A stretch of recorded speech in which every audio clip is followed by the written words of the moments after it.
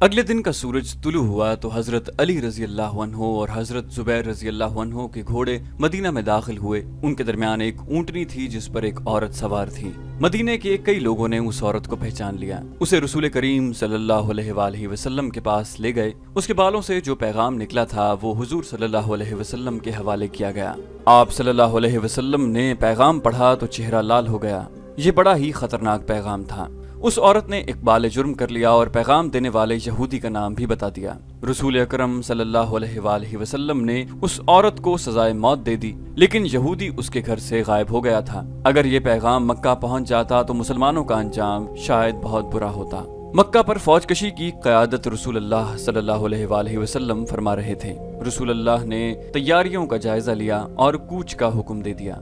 इस इस्लामी लश्कर की तादाद 10,000 प्यादा और सवार थी। इस लश्कर में मदीना के इर्द गिर्द के वो कबीले भी शामिल थे जो इस्लाम कबूल कर चुके थे। मौर्रखीन ने लिखा है कि ये लश्कर मक्का जा रहा था तो रास्ते में 2-3 कबीले उस लश्कर में शामिल हो गए। तकरीबन तमाम मुस्लिम और गैर मुस्लिम मौर्रखों ने लिखा है कि रसूल खुदा सल्लल्लाहु अलैहि वसल्लम की क़यादत में इस लश्कर की पेशकदमी गैर मामूली तौर पर तेज थी और ये मुसलमानों का पहला लश्कर था जिसकी नफरी 10,000 तक पहुंची थी। ये लश्कर मक्का के शुमाल मगरिब में एक वादी मिरुज़्ज़हर में पहुंच गया जो मक्का से तकरीबन 10 मील दूर है। इस वादी का एक हिस्सा वादी फातिमा कहलाता है। रसूल अकरम सल्लल्लाहु अलैहि वसल्लम इस मकसद में कामयाब हो चुके थे कि अहले मक्का को इस्लामी लश्कर की आमद की इत्तला न हो। अब खबर हो भी जाती तो कोई फर्क नहीं पड़ता था। अब कुरैश दूसरे कबीलों को मदद के लिए बुलाने नहीं जा सकते थे। रसूल अकरम सल्लल्लाहु अलैहि वसल्लम ने किसी न किसी बहरूप में अपने आदमी मक्का के करीब गिरतोनिवाह में भेज दिए थे। थोड़ी देर आराम करके इस्लामी लश्कर मक्का की तरफ चल पड़ा। जोफा एक मकाम है जहाँ लश्कर का हिरावल दस्ता पहुंचा तो मक्का की तरफ से छोटा सा एक काफिला आता दिखाई दिया। उसे करीब आने दिया गया। देखा तो वो कुरैश का एक सरकर्दा आदमी अब्बास था जो अपने पूरे खानदान को साथ लिए मदीना को जा रहा था। ये हजरत अब्बास रजी अल्लाह अन्हो के नाम से तारीख इस्लाम में शोहरत के हामिल हुए। ये आप सल्लल्लाहु अलैहि वसल्लम के चचा हजरत अब्बास बिन अब्दुल मुत्तलिब रजी अल्लाह अन्हो थे। उन्हें रसूल अकरम सल्लल्लाहु अलैहि वसल्लम के हुजूर ले जाया गया। रसूल अकरम सल्लल्लाहु अलैहि वसल्लम ने उनसे पूछा, क्या आप इसलिए मक्का से भाग आए हैं कि मक्का पर क़यामत टूटने वाली है? हजरत अब्बास रज़ी अल्लाह अन्हो ने जवाब दिया, खुदा की कसम मक्का वालों को खबर ही नहीं कि मोहम्मद सल्लल्लाहु अलैहि वसल्लम का लश्कर उनके सर पर आ गया है और मैं आपकी इताअत कबूल करने मदीना जा रहा हूँ। रसूल खुदा सल्लल्लाहु अलैहि वसल्लम ने कहा, इताअत उस अल्लाह की कबूल करो जो वहदहु ला शरीक है और वही इबादत के लायक है। मैं उसका भेजा हुआ रसूल हूँ सल्लल्लाहु अलैहि वसल्लम। हजरत अब्बास रज़ी अल्लाह अन्हो ने इस्लाम कबूल कर लिया। रसूल अकरम सल्लल्लाहु अलैहि वसल्लम ने उन्हें गले लगा लिया। हजरत अब्बास बिन अब्दुल मुत्तलिब रज़ी अल्लाह अन्हो आप सल्लल्लाहु अलैहि वसल्लम से तकरीबन 3 साल बड़े थे और आप बचपन में उनके साथ खेला करते थे। हजरत अब्बास रज़ी अल्लाह अन्हो के कबूल इस्लाम के वक्त के हवाले से इख्तलाफ पाया जाता है। मशहूर कौल ये है कि आप रज़ी अल्लाह अन्हो ग़ज़वा खैबर के बाद इस्लाम कबूल कर चुके थे और हुजूर सल्लल्लाहु अलैहि वसल्लम की हिदायत पर ही अब तक मक्का में मुकीम थे। आप सल्लल्लाहु अलैहि वसल्लम को मुसरत इससे हुई कि अहले कुरैश मक्का में बेफिक्र और बेगम बैठे थे। हजरत अब्बास रज़ी अल्लाह अन्हो ने जब ये सूरत हाल देखी तो उन्होंने रसूल अल्लाह सल्लल्लाहु अलैहि वसल्लम से कहा, अहले कुरैश आखिर हमारा अपना खून है। 10,000 के इस लश्कर के कदमों में कुरैश के बच्चे और औरतें भी कुचली जाएंगी। अब्बास रज़ी अल्लाह अन्हो ने रसूल अल्लाह को ये भी बताया कि कुरैश में इस्लाम की कबूलियत की एक लहर पैदा हो गई है। क्या ये मुनासिब न होगा कि उन्हें सुलह का एक और मौका दिया जाए? रसूल अकरम सल्लल्लाहु अलैहि वसल्लम ने हजरत अब्बास रज़ी अल्लाह अन्हो से कहा कि वो ही मक्का जाएं और अबू सुफियान से कहें कि मुसलमान मक्का पर कब्जा करने आ रहे हैं। अगर अहले मक्का ने मुकाबला किया तो किसी को जिंदा नहीं छोड़ा जाएगा। मक्का शहर मुसलमानों के हवाले कर दिया जाए। रसूल अकरम सल्लल्लाहु अलैहि वसल्लम ने हजरत अब्बास रज़ी अल्लाह अन्हो को न सिर्फ मक्का जाने की इजाजत दी बल्कि उन्हें अपना खच्चर भी दिया जो आप सल्लल्लाहु अलैहि वसल्लम घोड़े के अलावा अपने साथ रखते थे। अबू सुफियान मदीना से जो तासुर लेकर गया था वो उसके लिए बड़ा ही डरावना और खतरनाक था। وہ تجربے کار آدمی تھا۔ وہ مسلمانوں کی شجاعت اور عزم کی پختگی سے واقف تھا۔ اسے ہر لمحہ دھڑکا لگا رہتا تھا کہ مسلمان مکہ پر حملہ کریں گے۔ اس کی بیوی ہندہ، اس کے سالار اکرمہ اور صفوان اس کا حوصلہ بڑھاتے رہتے تھے، لیکن اسے اپنے ذاتی وقار کی اور اپنے قبیلے کی تباہی نظر آ رہی تھی۔ وہ ہر وقت بے چین رہنے لگا تھا۔ ایک روز وہ اس قدر بے چین ہوا کہ گھوڑے پر سوار ہو کر مکہ سے باہر چلا گیا۔ اس کی کوئی حس اسے بتا رہی تھی کہ کچھ ہونے والا ہے۔ اس کے دل پر گھبراہٹ طاری ہوتی چلی گئی۔ اس نے اپنے آپ سے کہا کہ ہوگا یہی کہ مسلمان مکہ پر حملہ کرنے آ جائیں گے۔ یہ سوچ کر وہ یہ دیکھنے کے لیے مدینہ کے راستے پر ہو لیا کہ مدینہ کی فوج آ ہی تو نہیں گئی۔ اسے ایسے محسوس ہو رہا تھا جیسے ہوا کی بو بھی بدلی بدلی سی ہے۔ وہ ان سوچوں میں گم مکہ سے چند میل دور نکل گیا۔ اسے عباس رضی اللہ عنہ ایک خچر پر سوار اپنی طرف آتے دکھائی دیے۔ وہ رک گیا۔ اس نے پوچھا، کیا تم اپنے پورے خاندان کے ساتھ نہیں گئے تھے؟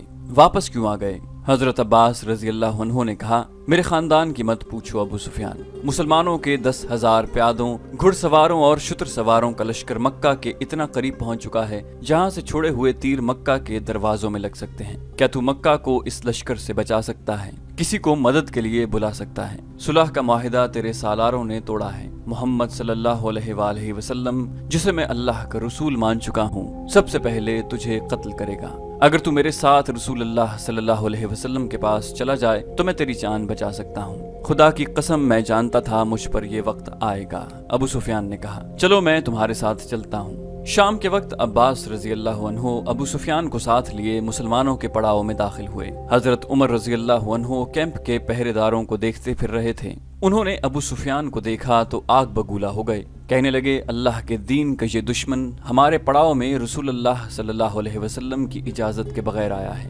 حضرت عمر رضی اللہ عنہ رسول اللہ صلی اللہ علیہ وسلم کے خیمے کی طرف دوڑ پڑے۔ وہ ابو سفیان کے قتل کی اجازت لینے گئے تھے، لیکن حضرت عباس رضی اللہ عنہ بھی پہنچ گئے۔ رسول اکرم صلی اللہ علیہ وآلہ وسلم نے انہیں صبح آنے کو کہا۔ حضرت عباس رضی اللہ عنہ نے ابو سفیان کو رات اپنے پاس رکھا۔ صبح رسول کریم صلی اللہ علیہ وآلہ وسلم نے ابو سفیان سے پوچھا، کیا تم جانتے ہو کہ اللہ وحدہ لا شریک ہے اور وہی معبود ہے اور وہی ہم سب کا مددگار ہے؟ میں نے یہ ضرور مان لیا ہے کہ جن بتوں کی عبادت میں کرتا رہا ہوں وہ بتوں کے سوا کچھ بھی نہیں۔ ابو سفیان نے کہا، وہ میری کوئی مدد نہیں کر سکتے، پھر یہ کیوں نہیں مان لیتا کہ میں اللہ کا رسول ہوں جو معبود ہے؟ رسول کریم صلی اللہ علیہ وآلہ وسلم نے پوچھا، میں شاید یہ نہ مانوں کہ تم اللہ کے رسول ہو۔ ابو سفیان ہاری ہوئی سی آواز میں بولا۔ ابو سفیان عباس رضی اللہ عنہ نے قہر بھری آواز میں کہا، کیا تو میری تلوار سے اپنا سر تن سے جدا کرنا چاہتا ہے؟ حضرت عباس رضی اللہ عنہ نے رسول کریم صلی اللہ علیہ وآلہ وسلم سے کہا، یا رسول اللہ، ابو سفیان ایک قبیلے کا سردار ہے، باوقار اور خوددار بھی ہے، یہ ملتجی ہو کے آیا ہے۔ ابو سفیان پر کچھ ایسا اثر ہوا کہ اس نے بے اختیار کہا، محمد اللہ کے رسول ہیں۔ میں نے تسلیم کر لیا، میں نے مان لیا۔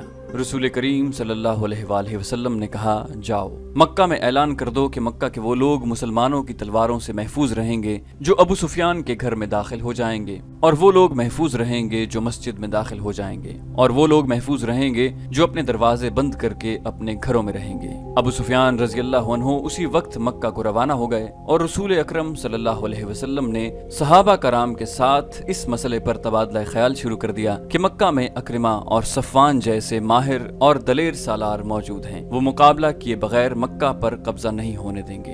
اونٹ بہت تیز دوڑا چلا آ رہا تھا۔ جب وہ مکہ کے قریب پہنچا تو اس کے سوار نے چلانا شروع کر دیا، عزا اور حبل کی قسم، مدینہ والوں کا لشکر میرے الزہر میں پڑاؤ کیے ہوئے ہے، اور میں نے اپنے سردار ابو سفیان کو وہاں جاتے دیکھا ہے۔ اہل قریش ہوشیار ہو جاؤ، محمد صلی اللہ علیہ وآلہ وسلم کا لشکر آ رہا ہے۔ اس نے اونٹ کو روکا اور اسے بٹھا کر اترنے کی بجائے اس کی پیٹھ سے کود کر اترا۔ اس کی پکار جس نے سنی وہ دوڑا آیا۔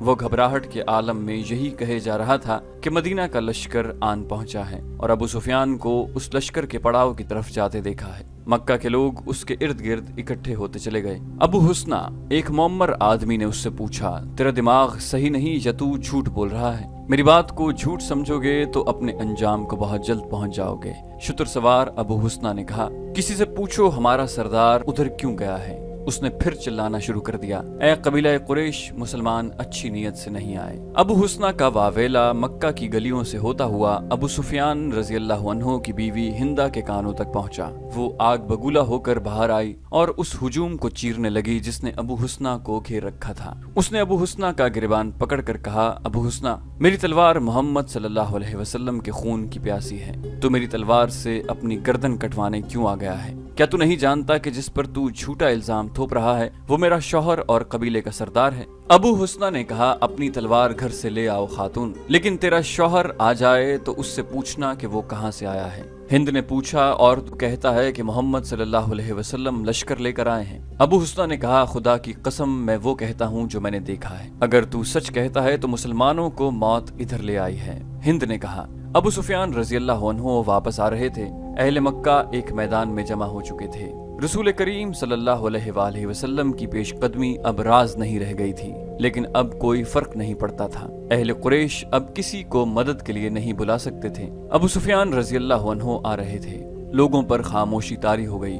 ابو سفیان رضی اللہ عنہ کی بیوی ہند لوگوں کو دائیں بائیں دھکیلتی آگے چلی گئی۔ اس کے چہرے پر غضب اور قہر تھا اور اس کی آنکھوں سے جیسے شعلے نکل رہے تھے۔ ابو سفیان رضی اللہ عنہ نے لوگوں کے سامنے آ کر گھوڑا روکا۔ انہوں نے اپنی بیوی کی طرف توجہ نہ دی۔ اہل قریش، ابو سفیان رضی اللہ عنہ نے بلند آواز سے کہا، پہلے میری بات ٹھنڈے دل سے سن لینا، پھر کوئی اور بات کہنا۔ میں تمہارا سردار ہوں، مجھے تمہارا وقار عزیز ہے۔ محمد صلی اللہ علیہ وآلہ وسلم اتنا زیادہ لاؤ لشکر لے کر آئے ہیں جس کے مقابلے میں تم قتل ہونے کے سوا کچھ نہیں کر سکتے۔ اپنی عورتوں کو بچاؤ، اپنے بچوں کو بچاؤ، قبول کر لو اس حقیقت کو جو تمہارے سر پر آ گئی ہے۔ تمہارے لیے بھاگ جانے کا بھی کوئی راستہ نہیں رہا۔ ہمیں یہ بتا ہمارے سردار، ہم کیا کریں؟ لوگوں میں سے کسی کی آواز آئی۔ ابو سفیان رضی اللہ عنہ نے کہا، محمد صلی اللہ علیہ وآلہ وسلم کی اطاعت قبول کرنے کے سوا اور کوئی راستہ نہیں۔ خدا کی قسم، مسلمان ہمیں پھر بھی نہیں بخشیں گے۔ ایک اور آواز اٹھی، وہ اپنے مقتولوں کا بدلہ لیں گے،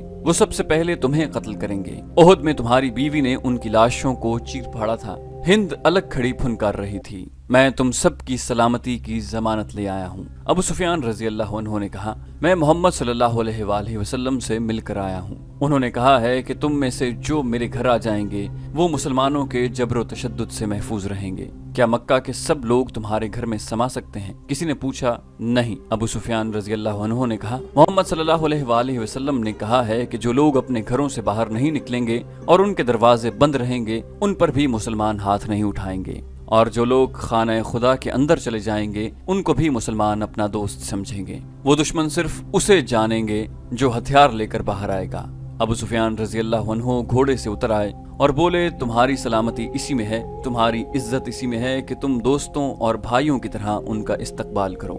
قریش کے مشہور سالار اکرمہ نے للکار کر کہا، ابو سفیان، ہم اپنے قبیلے کے قاتلوں کا استقبال تلواروں اور برچھیوں سے کریں گے، ہمارے تیر ان کا استقبال مکہ سے دور کریں گے۔ قریش کے دوسرے دلیر اور تجربہ کار سالار صفوان نے کہا، ہمیں اپنے دیوتاؤں کی قسم، ہم دروازے بند کر کے اپنے گھروں میں بند نہیں رہیں گے۔ ابو سفیان رضی اللہ عنہ نے کہا، حالات کو دیکھو اکرمہ، ہوش کی بات کرو صفوان، وہ ہم میں سے ہیں۔ آج خالد رضی اللہ عنہ محمد صلی اللہ علیہ وسلم کے ساتھ جا ملے ہیں، تو مت بھولو کہ اس کی بہن تمہاری بیوی ہے۔ کیا تو اپنی بیوی کے بھائی کو قتل کرے گا؟ کیا تجھے یاد نہیں رہا کہ میری بیٹی ام حبیبہ رضی اللہ عنہا محمد صلی اللہ علیہ وآلہ وسلم کی بیوی ہے؟ کیا تو یقین نہیں کرے گا کہ میں اپنے قبیلے کی عزت اور ناموس کی خاطر مدینہ گیا تو میری اپنی بیٹی نے میری بات سننے سے انکار کر دیا تھا؟ میں محمد صلی اللہ علیہ وآلہ وسلم کے گھر میں چارپائی پر بیٹھنے لگا تو ام حبیبہ نے میرے نیچے سے چارپائی پر بچھی ہوئی چادر کھینچ لی تھی کہ اس مقدس چادر پر رسول اللہ صلی اللہ علیہ وسلم کا دشمن نہیں بیٹھ سکتا۔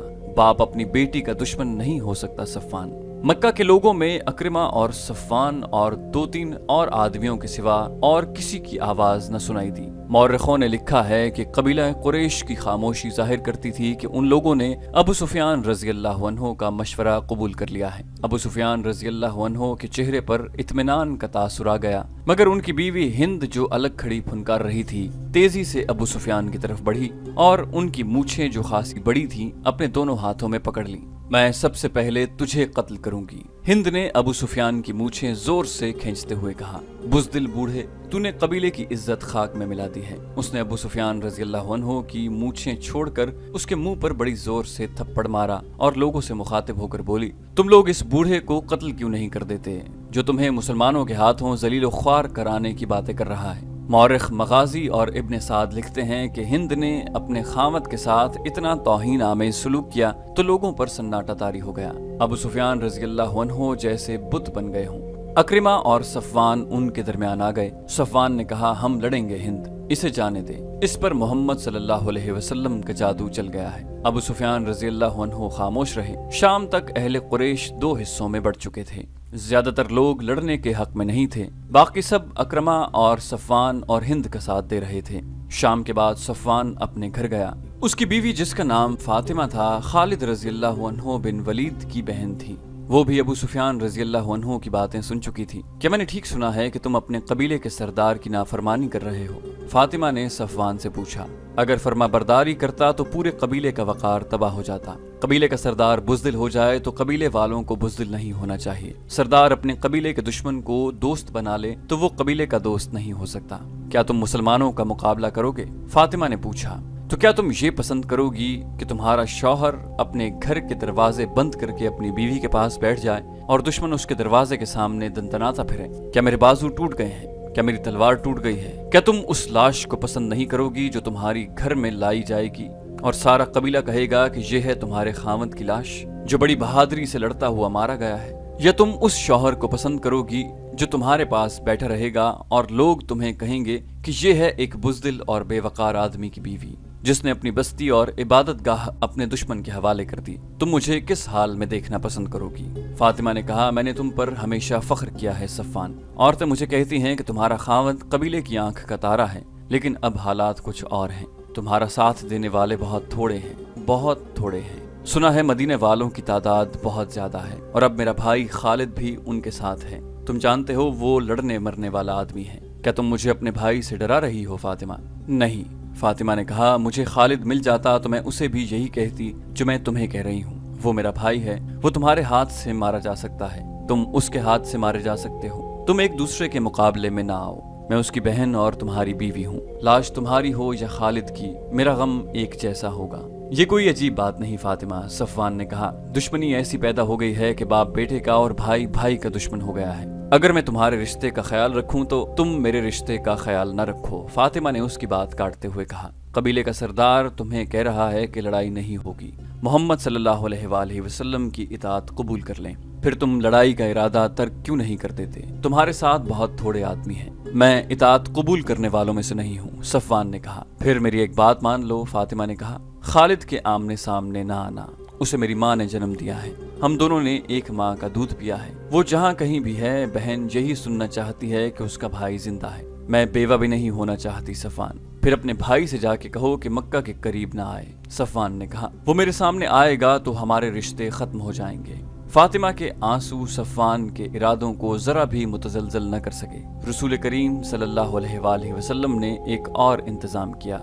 उन्होंने चंद एक आदमी मुख्तलिफ बहरूपों में मक्का के इर्द गिर्द छोड़ रखे थे। उनका काम ये था कि मक्का से कोई आदमी बाहर निकल कर कहीं जाता नजर आए तो उसे पकड़ लें। जासूसी का ये एहतमाम इसलिए किया गया था कि कुरैश अपने दोस्त कबाइल को मदद के लिए न बुला सकें। दूसरे ही दिन 2 शुतर सवारों को पकड़ा गया जो आम से मुसाफिर मालूम होते थे।